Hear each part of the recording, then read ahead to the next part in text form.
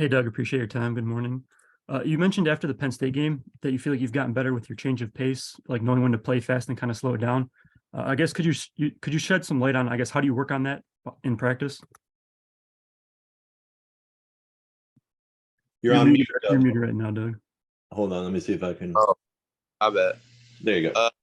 I feel like in practice, I feel like we have a lot of moments where we run 505. So, that's a great time to practice, change of pace. We do a lot of fast break stuff for quarters. So, I start off with the ball every time, so I'm the point guard. So, as I'm dribbling the ball up the court, the defense is getting back. So I work on being fast right there. If it's nothing right there, then I pull it back out to try to run a set like that. And, just little things like that could translate to the game very, very well. When I get a rebound or something or a fast break, I can sprint up the floor. And if I don't see nothing, I could easily, pull it out and, run some offense. And that translates from practice. We work on that all the time.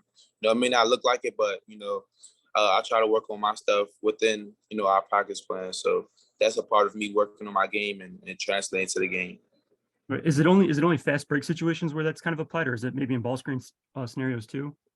Ball screens too, but I feel like more so that came with maturity.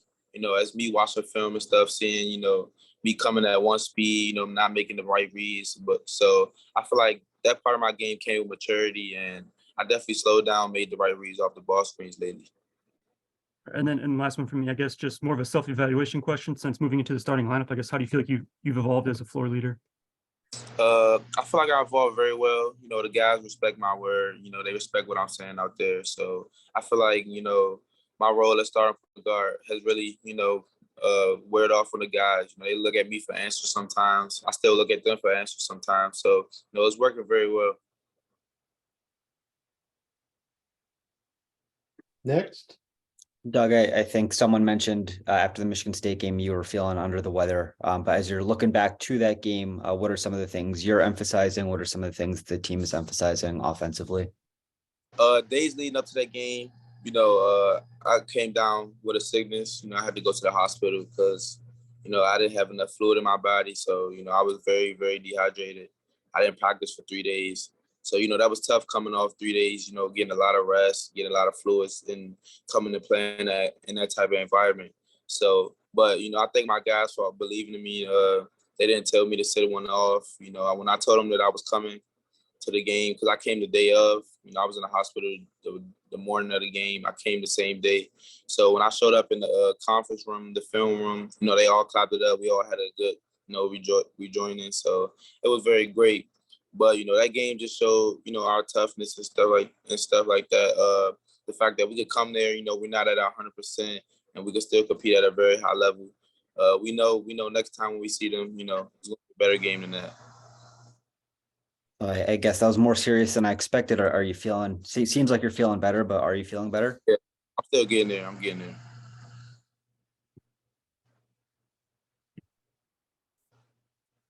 Hey, Doug. As you made the jump from high school to college and the attention on your games has grown, has there been any challenges in dealing with kind of any of those public pressures, whether it be, fans or on social media or anywhere else, kind of maybe criticizing your play at times? I feel like no, because, I've always had critics, criticize my game since I was young. So, I just embrace it. I look at it. Sometimes I even take it in consideration. If they say my jump shot not working, I go in the gym, work on it even more. So, stuff like that don't get to me. I just laugh. Me and my mom usually just laugh at that stuff. And sometimes, if it's good enough, I take it into consideration. So your mom sees some of it. I mean, yeah, I can't imagine a mother would maybe have a different. Not laughing is good, but I'm a little surprised. Old school mom, so a lot of stuff. It's really hard to crack her skin. So okay. I get that from her. So little, you can say the most absurd things, it still won't get to me. I can still laugh it off. So yeah. Gotcha. All right, thanks. No problem. Hey, Doug. You talked about Kobe being a mentor a little bit so far this season. How has he used a kind of lead by example approach, and how has that helped you? He's been in the fire before. He has an approved role from last year. My role this year is I mean, it was at first. It started off similar to his, but now it took a bigger role. But he's just telling me what to expect going to each atmosphere because he's been there. So he just always want me to stay poised, just lead the way. Me and him, he want me and him the backcourt. So as long as me and him on the same accord, we had a workout last night together. Just honing in that chemistry, just keep locking in together. So we always on the same page. To the point where he can run a one, I can run a two, I can run a two. I can run a one, he can run a two, stuff like that. So we have a great chemistry on and off the court to the point where I feel comfortable going to him about anything, and he feel comfortable coming to me about anything. So I'm glad we have that chemistry, and hopefully we can keep building from that. Yeah, Doug. Hunter told us a little bit, obviously not getting all the way into the game plan, but talking to us about the importance of slowing down Chris Murray and those sorts of things when they have the ball. I wonder offensively, what are sort of ways to exploit Iowa, the zone, and the things they like to do? What are you looking at going into this matchup?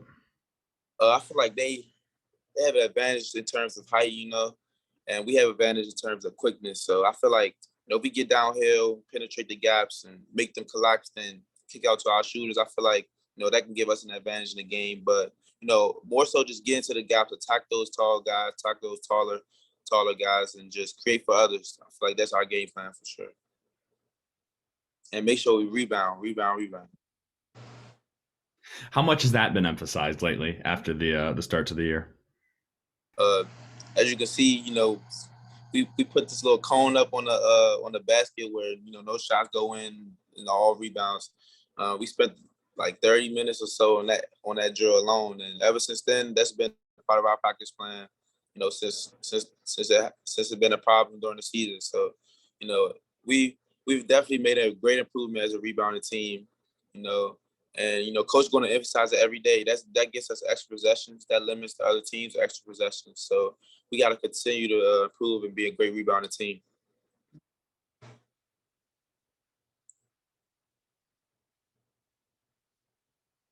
Anybody have anything else?